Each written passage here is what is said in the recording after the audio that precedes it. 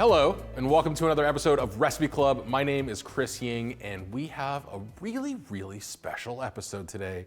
Just in time for the coldest, most football-y time of the year, we brought in a not cold, a very warm special guest, Dave Arnold, genius, chef, inventor, knower of all things, to give us his game day or any day pork chili recipe. This thing on paper looks like it might be the richest, most decadent, most unbelievably fatty and delicious pork chili recipe ever committed to the public record. We're gonna make that first, and then you're gonna see 3 variations on it. 2 from me and Dave that take this chili recipe to different parts of the world, and then 1 more absolutely bonkers thing that Dave Arnold agreed to do for us. You'll see that in just a minute, but first, let me walk you through the original version of Dave Arnold's pork chili recipe. All right, so today we're making what Dave Arnold classifies as a half batch of his pork chili, which begins with pork. Pork shoulder, to be exact, a bone-in, skin-on piece that weighs about a kilo or, 2.5 pounds.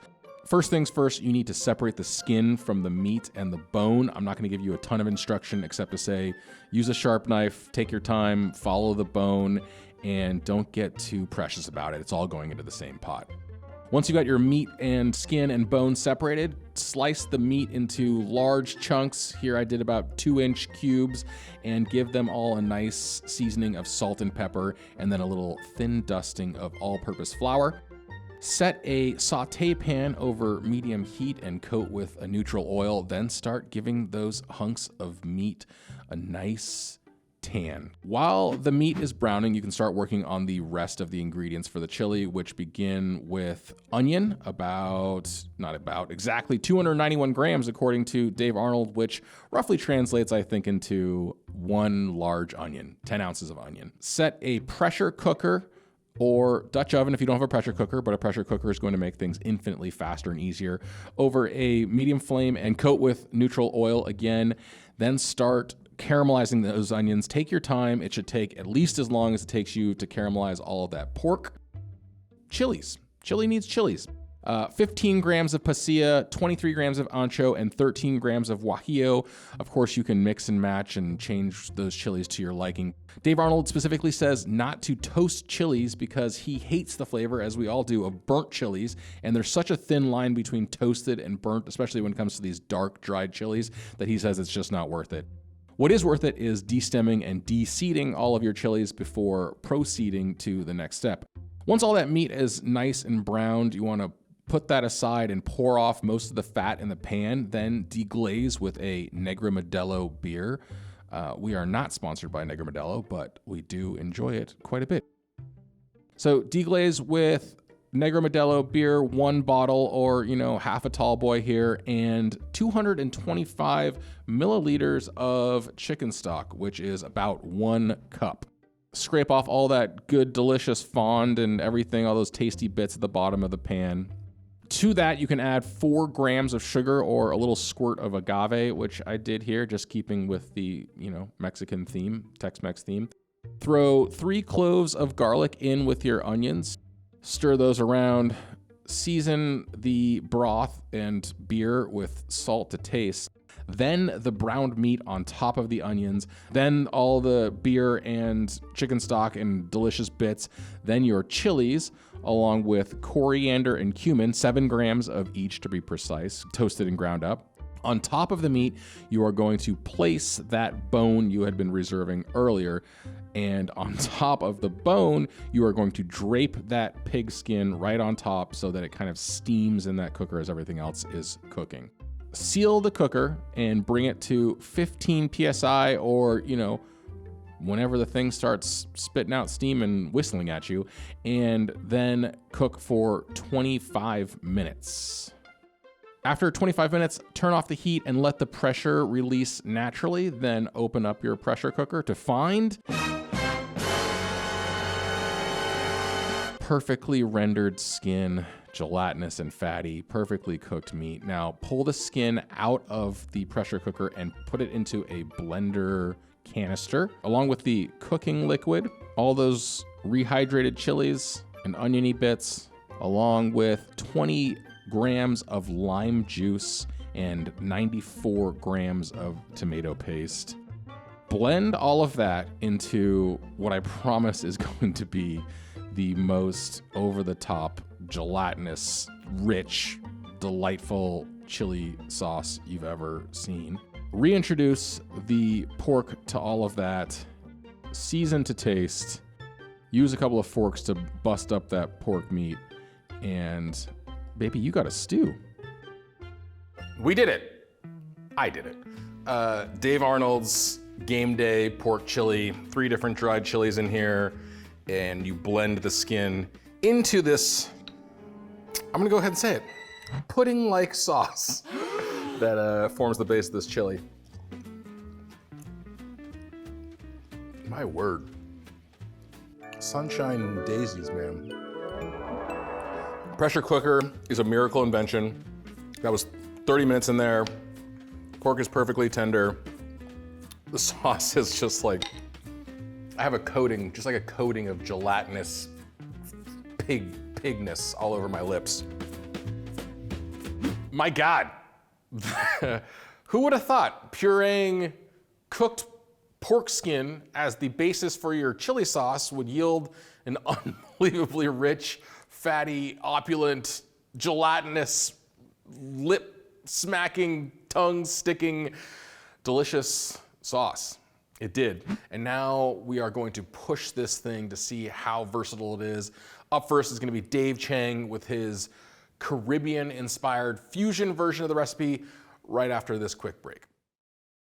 Welcome back. As promised, here comes Dave Chang's Caribbean-inspired riff on pork chili.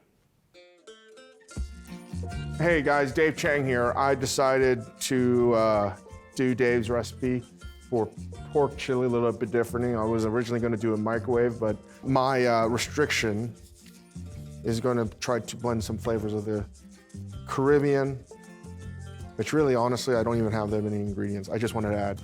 All I'm going to do is, I don't know. I don't know what I'm going to do. I'm just going to like make this. Well, I don't have a pressure cooker. I have cooked pork butt, pork shoulder. Honestly, maybe more than anybody in the world. I haven't added any oil or fats to this because there's so much fat in shoulder that I want it all to render out. It's funny, this recipe doesn't have any garlic in it, so I'm definitely gonna add some garlic. One thing I do know is everything Dave does has a purpose and a reason. There's nothing he does without purpose. Oh, it does? Oh, what do I know?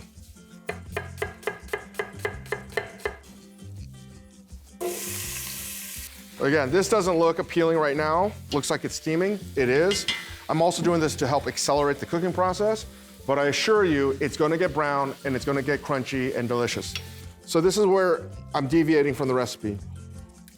I'm gonna add like 25 allspice berries, dried. I don't have any proper cinnamon, but I'm gonna add a little bit of cinnamon. I'm gonna add, I don't know, so 10 grams of cumin. I'm gonna add some dried thyme. I have some frozen Scotch bonnet habanero. I'm gonna just take the top off. I got the ancho, and guajillo. Right, that's what I'm gonna roll with. I'm gonna add like 3 whole cloves, or 2. Very, very powerful stuff. And as you can see, even though it was covered, it's getting beautiful and golden brown right now. I'm gonna add some fish sauce. I don't know, that was like maybe like 4 tablespoons. Some Maggi seasoning, a couple tablespoons. I'm gonna add brown sugar. Probably like half a cup right there. So Dave asked to blend the skin later. I'm gonna just add it now.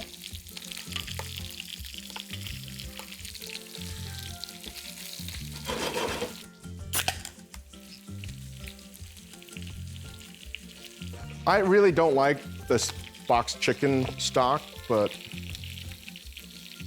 I'll use a little.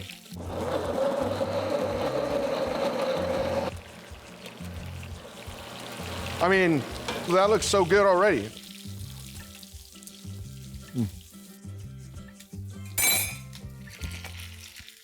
Whoa, that's awesome. I forgot to add coriander. I'm gonna add that to the onions. And I'm gonna add ketchup mayonnaise, so dark soy. Turning this down, this has been cooking on high heat. I don't have a pressure cooker, but this is gonna be a pretty fast dish. So far I've used 1 Negro Modelo. So I put half of it in the sauce to blend.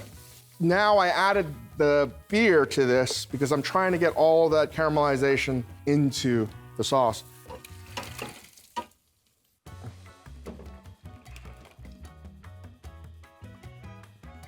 I'm gonna add some Worcestershire sauce. And I'm gonna add some soy. So I have some Vadouvan spice. I'm gonna add a little bit. Since this has lime, I'm gonna add some kaffir lime leaf. A little goes a long way. I'm gonna add black pepper for that latent heat. There's a lot of heat up front. We have some like hatch chilies, so I'm gonna add that to this.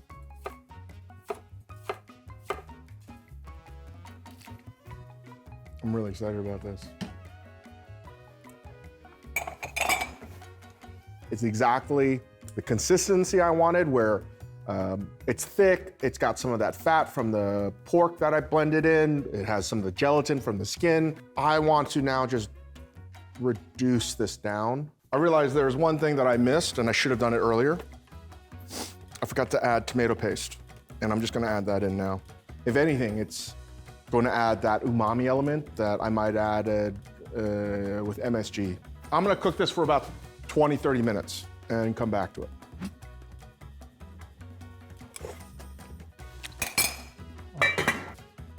That's really good. I'm gonna juice 1 lime in there. This is spicy without being terribly spicy. Sometimes you gotta know when to stop a recipe. My gut tells me to just stop. So I'm not gonna add coconut milk. I would rather get that essence from coconut rice, and we have some I found in the freezer, and I just reheated it. I just finished up the recipe. Noelle and Chris are eating it. I'm really happy with it.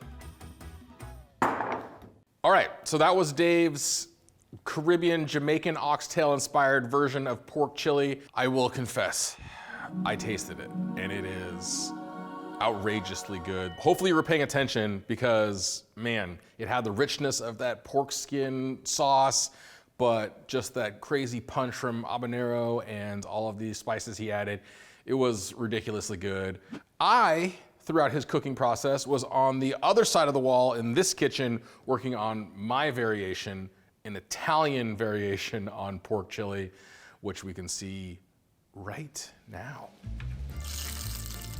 Hey guys, it's Chris. I'm gonna be making Dave Arnold's chili, but with a twist. Instead of your bros getting together to watch the pigskin get thrown around the old gridiron, you're gonna see Juventus take on AC Milan with the Scudetto on the line. Casi de Zidane. Davis en carrera, el pase era de Del Piero, Davis cayó en... This is chili, game day chili, but for an Italian soccer match. So, as with Dave Arnold's original recipe, this one starts with a pressure cooker full of onions, a little salt, and let these cook slowly. Oh, I did a bad job of slicing those onions. All right, while the onions are doing their thing, I'm gonna get to work on this pork. Dave Arnold wants us to separate this. 5 pounds of bone-in pork shoulder. We've got meat, skin, bone. All right, while the onions are browning, I'm gonna start browning this pork.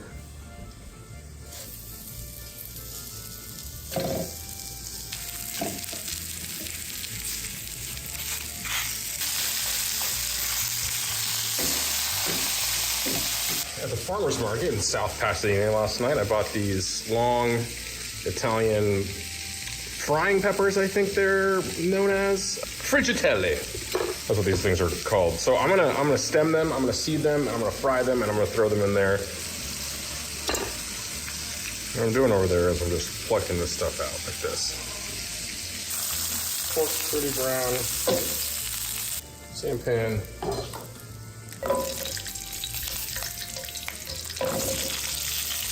Meanwhile, in my slow cooker, I'm gonna add garlic.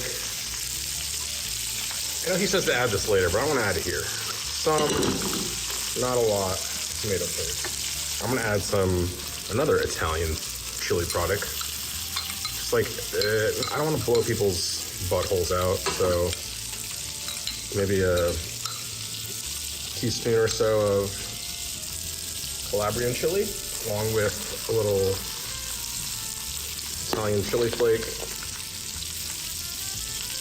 cumin seed, fennel seed. I'm skipping the coriander. It's really hard to grind this with the camera right here, honestly. God, this guy is just snacking on my mise en place. Look how messy you are. Good.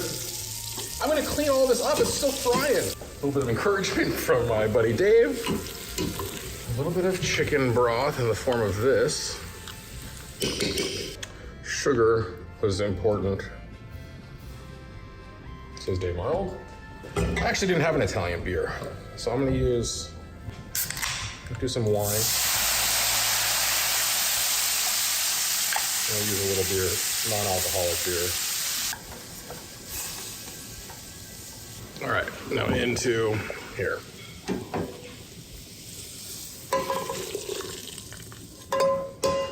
A little oregano too.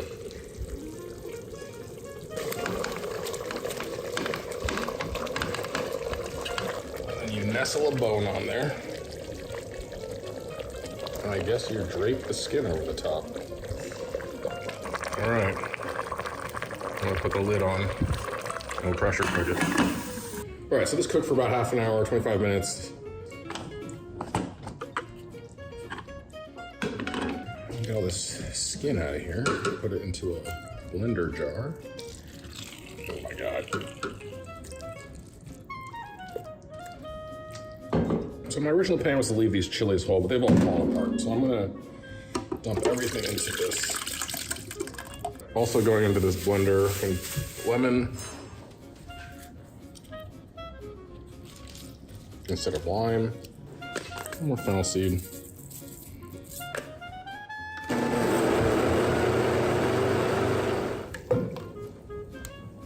I'm gonna add beans, even though I'm not a chili bean guy, but I'm making this Italian. Meat back in.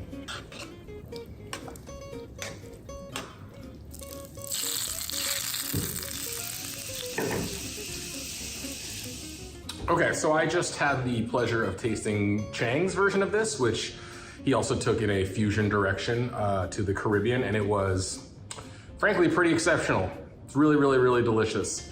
Mine, as you can see, has more of like a Dinty Moore Hormel color and consistency. It got very, very thick, which Dave Arnold warned us about, but also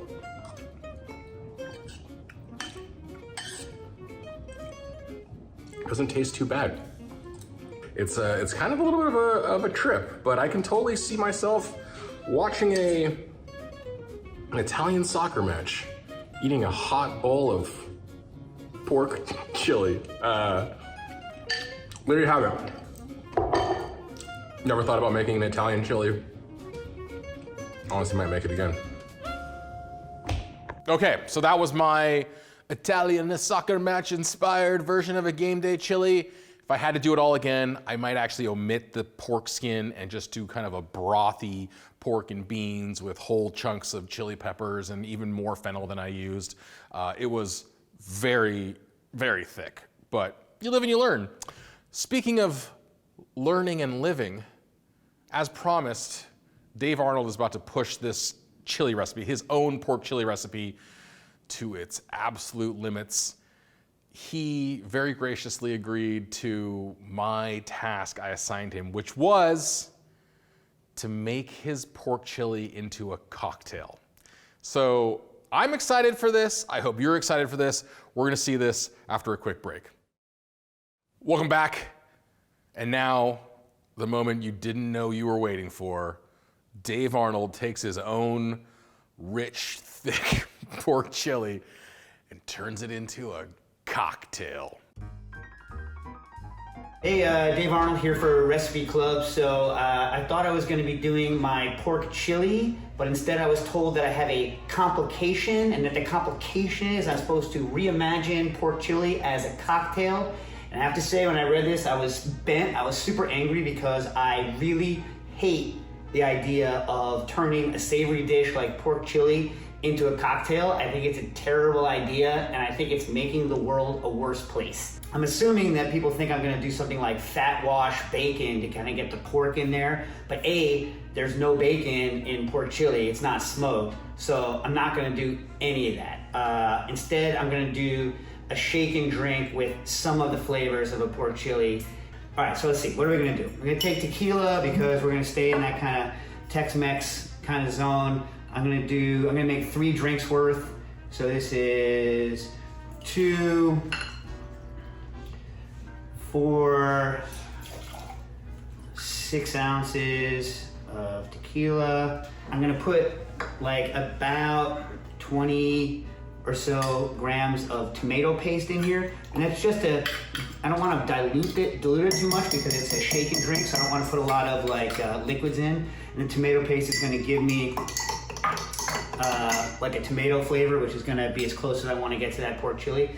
And then gonna add about a gram of pasilla pepper and about 3 grams of ancho for the spiciness, that's the chili in chili. And then I'm just gonna blend it all together. I'm not gonna fully clarify this because it's gonna be a shake and drink, it doesn't need to be clear, but I am gonna try to get the solids out of it because I hate a goopy drink. So I'm just gonna add a little bit of Pectinex enzyme. It's gonna help break down the structure of these, make it a little bit thinner so that when I spin it, the solids will come out. So now it's all blended up. So I'm just gonna pour it into my centrifuge. And I'm gonna spin it up. And I'm gonna come back in 4 minutes. Okay, so we have taken our tequila with tomato paste and the ancho and the pasilla, and we haven't fully clarified it. We've just gotten like some of the solids out. All right. If it's gonna be savory at all, I think a flavor that goes really well with savory is pineapple. Pineapple juice doesn't have the same acidity as like lime juice does, so I'm gonna take the acids that would be in lime and add it back to the pineapple juice. So for 200 grams of pineapple juice, I'm gonna add 6 grams of citric acid, or 6.94 grams of citric acid, 4 grams of malic acid, and a couple of drops of succinic acid. Stir that together. So now this pineapple has the same acidity as lime juice. This is gonna be too strong. It's gonna have too much of a tomato flavor if I do more than about an ounce. So I'm gonna get an ounce of our tequila. Then I'm gonna do like a classic margarita style. I'm gonna use an orange liqueur. I'm using Grand Marnier in this one. And that's gonna tone down some of that tomato and some of the chili pepper heat that's in there. And I'm gonna add 3/4 of an ounce of my acid adjusted pineapple juice. And then it needs a little bit of simple syrup, but not very much.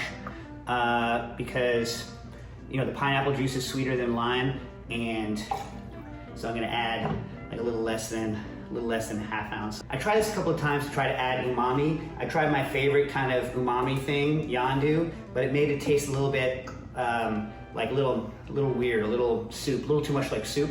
So I'm gonna hit it with a little bit of coconut aminos instead, and now we're ready to shake. So when you're shaking a cocktail and you want to get a nice foamy head on it, you want to use a large ice cube. I don't have any large ice cubes, but what I do have are fake light large ice cubes. I thought I brought it out already. Anyway, so I'm gonna put my fake light large ice cube in, and that's just to get a nice texture. Then regular ice. get my glass, which I should have chilled, but I don't have the glass chiller here. Ooh.